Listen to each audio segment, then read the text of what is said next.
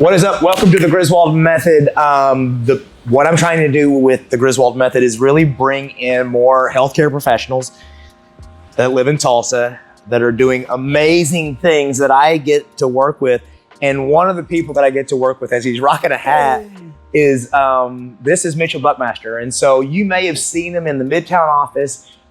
He usually is in the gym, training, working with somebody. He's usually doing privates, teaching a class. You've seen the guy walk around. He also is an amazing massage therapist, but it's a little bit more than that. We'll discuss that further.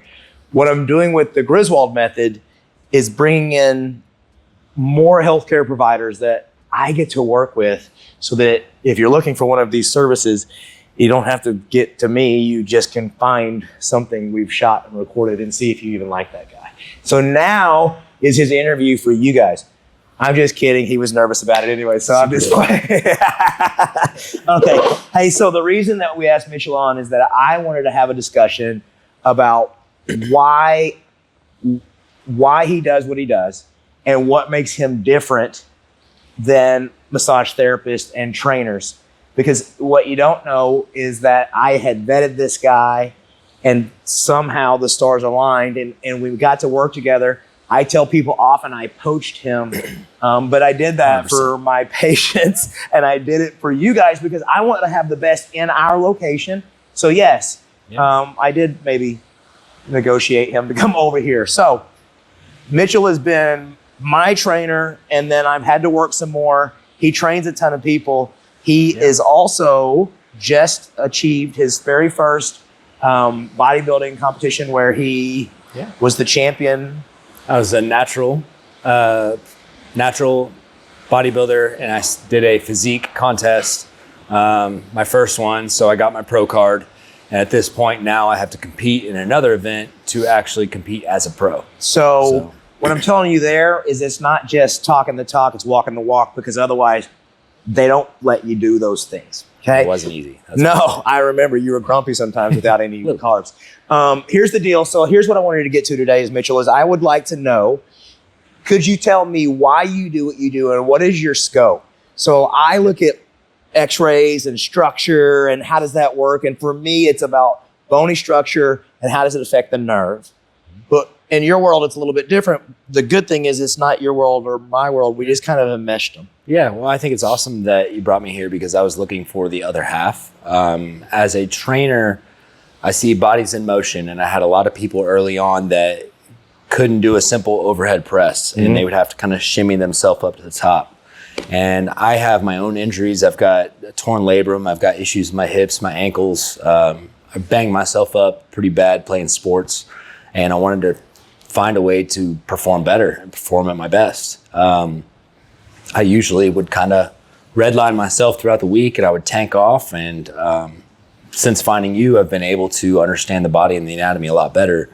And it's been a game changer. So for me, I look at it in two perspectives. One, as a massage therapist, and that's what does the tissue feel like, and what kind of response are you getting when you do something or when you do have pain, right? My way of approaching that is looking at people. Are you in pain just standing there, or are you in pain while you move?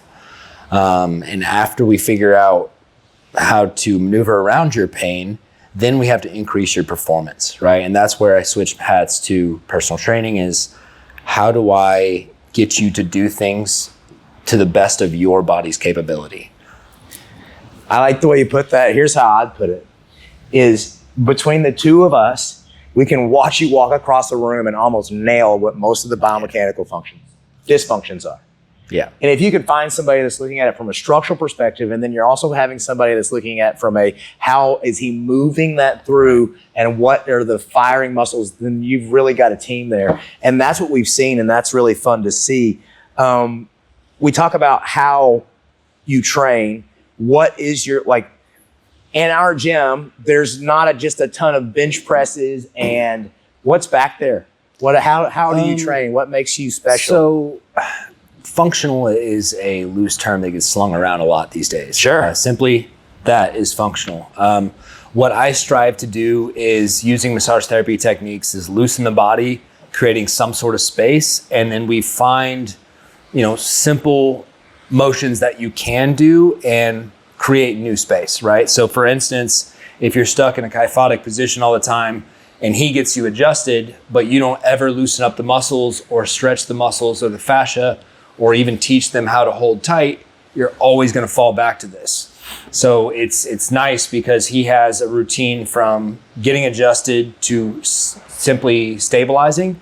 And then the next step is with me is how do we create more space, create more range of motion, and actually change the way your body performs. And so in sequence and timing, if that makes sense. Mm-hmm. So my vision this whole time for the past 12 years, I was with one of the interns. Did you hear that today? One of the interns said, when did you graduate?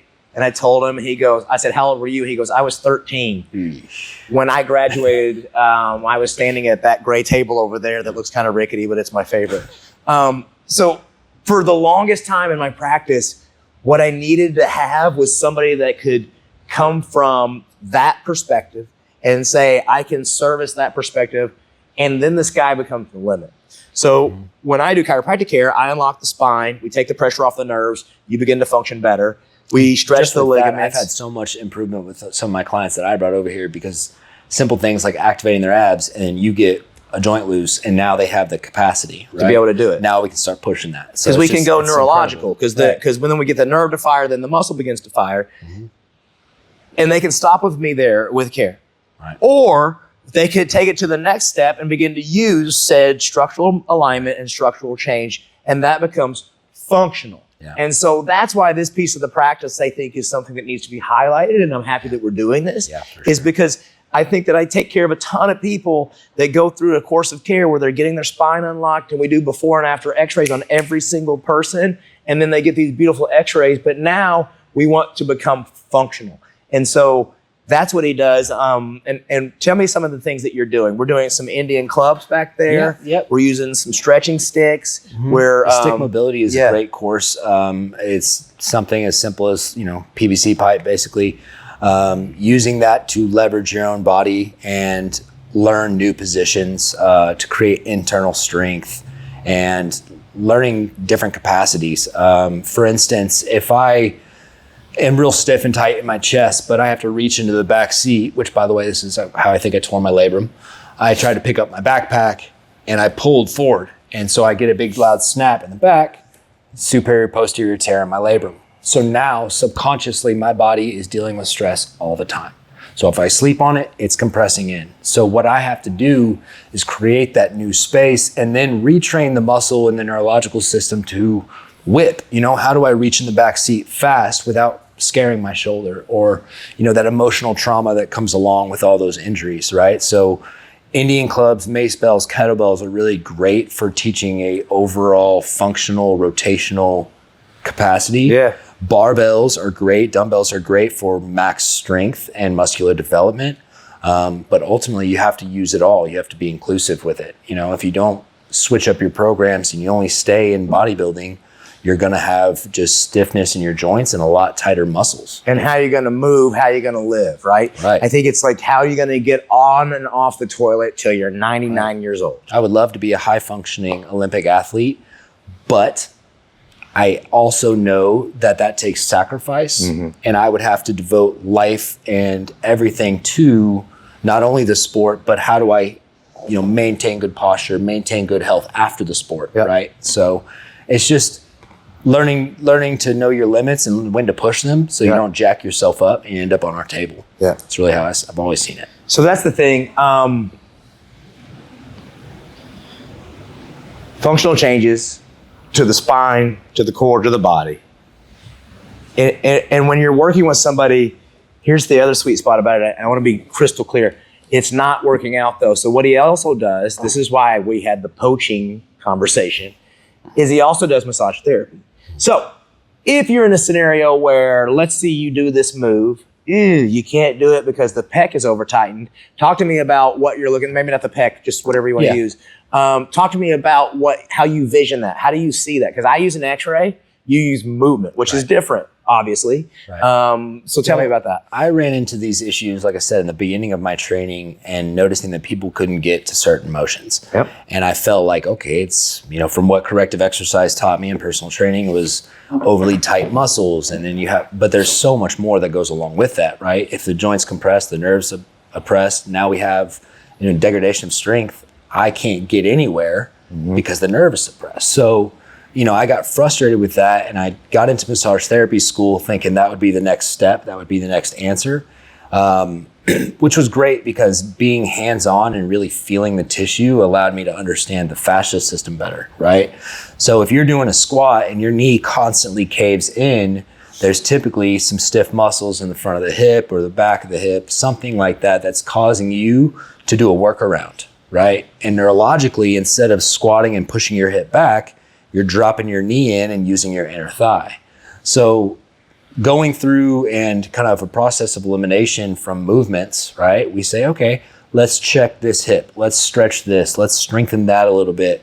And we basically reorganize the body to hold itself better. So whereas after adjustments from you have a wellness plan where they go into stabilization, they understand the basics of it.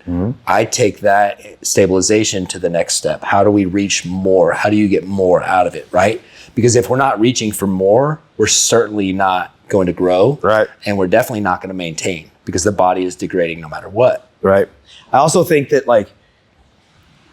you look at it so I live in the hard bone, soft nerve, and you make sure that all of the functional stuff that happens from there. If I can make the adjustment to return the nerve pressure back to the muscle, and we can see that muscle is able to fire, but if you don't do the movement pattern to be able to achieve a firing, then I've only just returned part of it, right? And so or even if I return the nerve impulse back to the glute, the top part of the glute, which would help from the internal knee rotation, and nobody ever does soft tissue to release the adductor or the anterior hip, the glute doesn't have enough strength or power to counterbalance that knee. So what we're saying is that and you've done it, you've seen it, the people that squat with that and they squat and the knee buckles, it's because the glute is weak. Right. My job is to unlock the spine so that it sends the message to the glute to work like it's supposed to. His job is to loosen this up enough and actually get you to fire this so that it corrects it. If you think about like when you flip on lights in a house, right? And when he gets the adjustment, he turns the light on, right? I'm going to come in here and do the electrical work so that signal is louder and then you actually get more capacity out of it, right? Because even though he loosens it and I go back there and try to stand on one leg, I may not be firing at 100% because the tissue itself is still tight. Yeah. The fascia system, which is a whole nother ball game, right? That takes even longer to adjust than muscles. So if I'm trying to train my bicep, I spend, a 3 to 6 week program, I'm going to get some growth and something out of it. My fascia system doesn't necessarily change, right? So I have to continuously work that eccentric stretch, the deep range of motion, or I'm going to stay tight and balled up. And so, learning how to balance that has been, I'm still in school, right? I still look at it like that. I'm always learning. We get all kinds of crazy caseloads here that have challenged me in a whole different ballgame. But it's been fun and it's been very educational. I've learned a lot here. So it's pretty cool. I always see you light up. When I get an interesting case, it's like we are blessed to have interns in the office. We are one of the only chiropractic offices in the state that accept interns, one, and then we have multiples, which is very rare. And so Mitchell likes to jump in when the chiropractic interns are here, because he's like, you can see the lights light up. But here's the thing. The body is amazing, and if it's done right, and it's worked right, and it's taken care of, it's going to do these amazing and beautiful things. And you have one, and you have the availability to be able to do those things. I'm just trying to bring in healthcare providers that I can surround myself with that are perfectionists at what they do, because it's only going to enhance. Well, perfectionist, obsessive maybe, but perfectionist, yeah. Perfect. But the truth is that then my patient gets the best. Yeah. And that's what the Griswold method is moving towards. It's like, it's for you guys. And I really am not trying to be the influencer or any of that stuff. What I want is for my patients to get the absolute best healthcare, the best training, the best therapy, the best whatever the heck I'm able to get you I want it to be number one. And I really feel like that's why I had to poach him from where he was. And I think that's why in the past year, he's been able to thrive. Here's how you connect with him and or us. You can reach out 918 Chiropractic and you can ask to talk to him. We can also get you scheduled at the office. You can come in and we can do some consults set up. He's a nice guy and he will definitely do some of that stuff. Yeah.